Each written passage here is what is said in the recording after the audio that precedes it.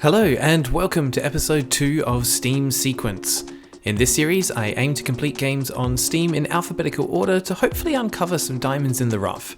Unfortunately, this means I'll be playing through a lot of garbage. Now, there are a couple of rules I'll be applying for this series. English games only, no VR games, no 18 plus games, and no MMORPGs. The aim is to play the games to completion, not necessarily 100%, but to at least finish the games, whether that be by clearing the last level, finishing a story mode, or simply when the credits roll. These rules are to make completing games more manageable and will trim the selection on Steam slightly, leaving us with... yikes.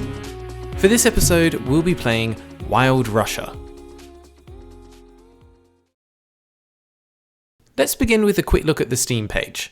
We've got a trailer to play, and it's quite well edited and syncs nicely with the music.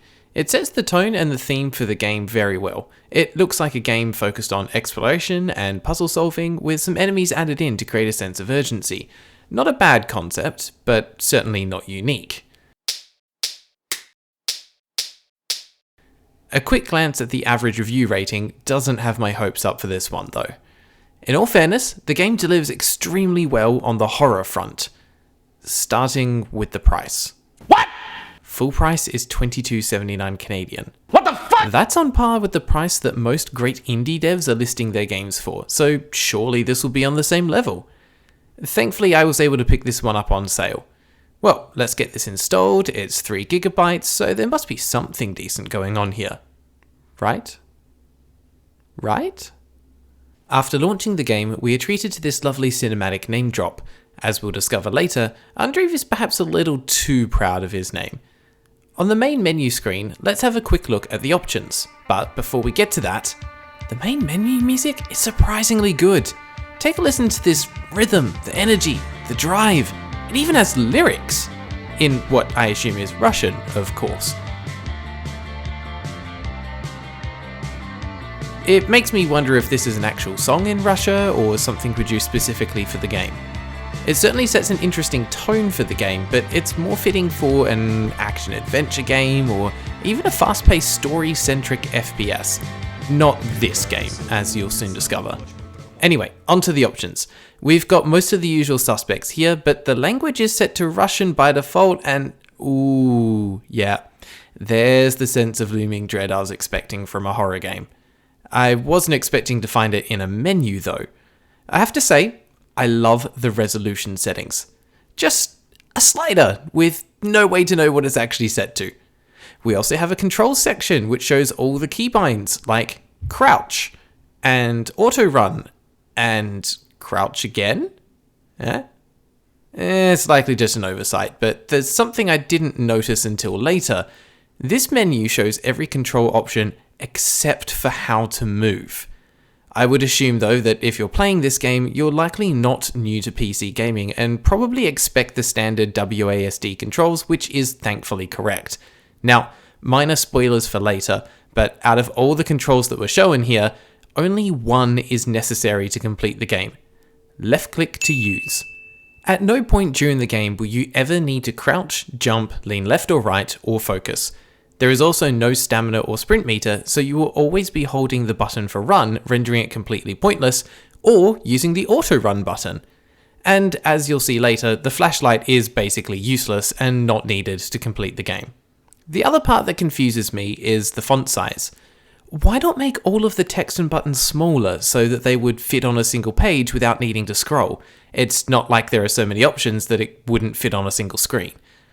Minor gripes aside, the menu and options are perfectly serviceable, but once again are indicative of a lack of attention to detail and care for the game itself. As expected, Wild Russia is an explore 'em up. Loading into the game, there is no cutscene or voiceover, not even an expository text dump. No story is delivered to set the tone or narrative of the game, and that's mostly because it doesn't really have one. Now that's not necessarily poor game design, as some games will do this intentionally and then let you discover the story and the lore through the world building and the environment. With this in mind, I looked for the story in the world of Wild Russia, and I found nothing. The basic premise of the game is to explore and presumably escape. At the beginning of the game, we are inside of what appears to be some kind of residential area, and because of this, I'm already disappointed. Mostly because the game promised wild Russia, not suburban Russia. Anyway, after a moment of exploring, we stumble across the first enemies in the game. Actually, the only enemies in the game. Well, look, technically there are more than two, but these are the only two types of enemies in the game. Once again, these enemies are never given names for what they are, so as thanks to thy unholy inferno, we will call them Larry and Fat Larry? Big Larry? No, wait. How about Larry. The two Larrys are scattered throughout the game and will slowly shamble towards you. Larry moves at regular speed and Larry moves much more slowly. I'm not sure what the point is in having a slower moving enemy, as both seem to do the same amount of damage when you touch them. Either way, after taking enough damage, you will die. I'm somewhat impressed that the game actually had the balls to use the Dark Souls "You died" screen in their game. It works in Dark Souls because it's a reminder that usually the death is your own fault, and that you need to improve, or more correctly, get good. Here, it's a slap in the face. I only died once during my playthrough, and it was because I was interested in seeing what would actually happen. Now, the game is split into 4 sections to explore, and each is blocked by a gate that requires either 2 or 3 levers to be located and flipped in order to progress. Locating these levers is relatively easy. Simply walk around the outskirts of the area and look for the telltale green glow that surrounds each lever. To avoid the Larrys, make sure you don't double back on your path and they will never bother you. As you can likely imagine, this means 2 things. 1. The game is quite boring as there is never any real challenge from the enemies. And 2. The game is over quite quickly as there are only 4 areas. As the game is set at night, limited visibility often poses more of a challenge than the enemies do. If you're not following a fence or a power line, it is relatively easy to get turned around. Thankfully, we have a flashlight to help us. Only it seems to project about 2 meters ahead and often actually makes it harder to see. On top of this, the light is implemented in a really weird way. As you turn, the path of the light from the flashlight lags slightly behind the actual flashlight, making it feel like it has weight to it. It's small, but it feels noticeably wrong. As a result of this, I played through most of the game with the flashlight off, only turning it on again when I felt myself getting bored, which was a lot.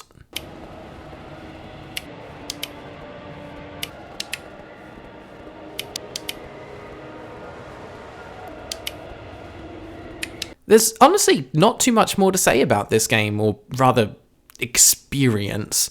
There are some interesting set pieces to discover once you get outside of the housing area, like these giant glowing messages, the weird smiley faces, and the massive holograms of the globe.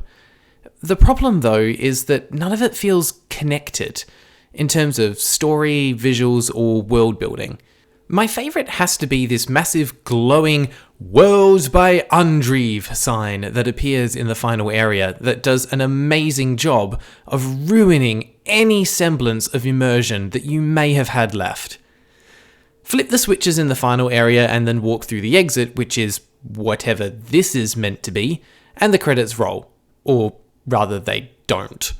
That was apparently too hard to implement, so if you want the credits to roll, you'll need to do it yourself.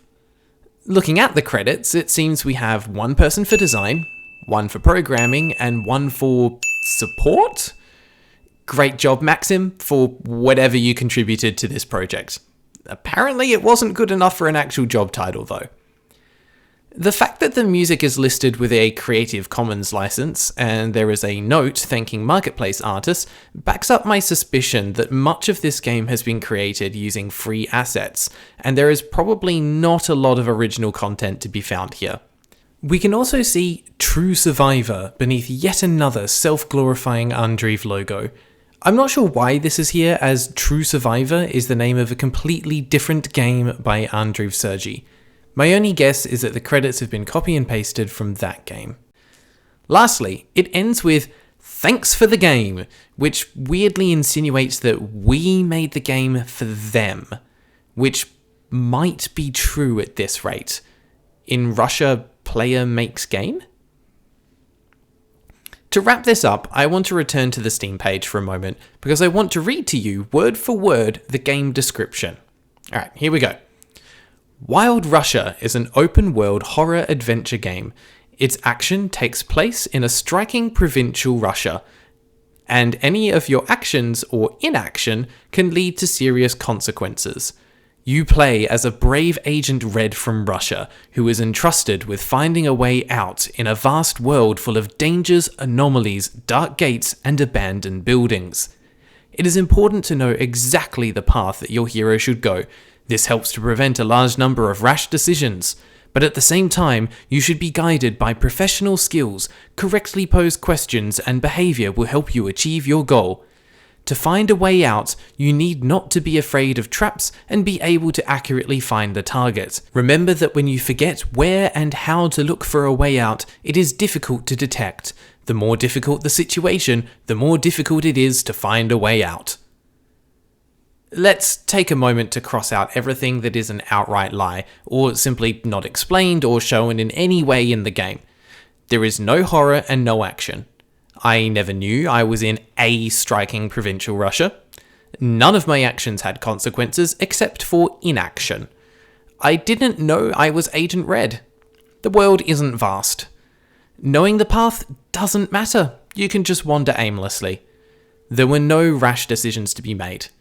My character had no professional skills, unless you count slow jogging as a skill. I didn't have a chance to ask questions or display any behaviors. There were no traps, and the final sentence just doesn't make sense. This game left me with a feeling of confusion. How did they justify the price for this game?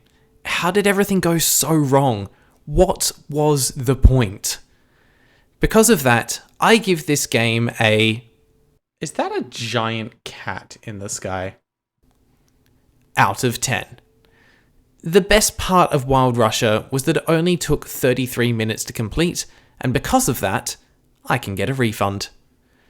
Do not buy this game, even if it's on sale.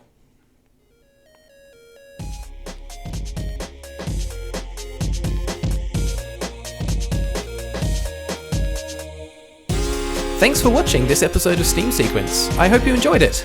As always, there is no release schedule for these videos, so please subscribe to make sure that you don't miss out on the next one. Until then, take care.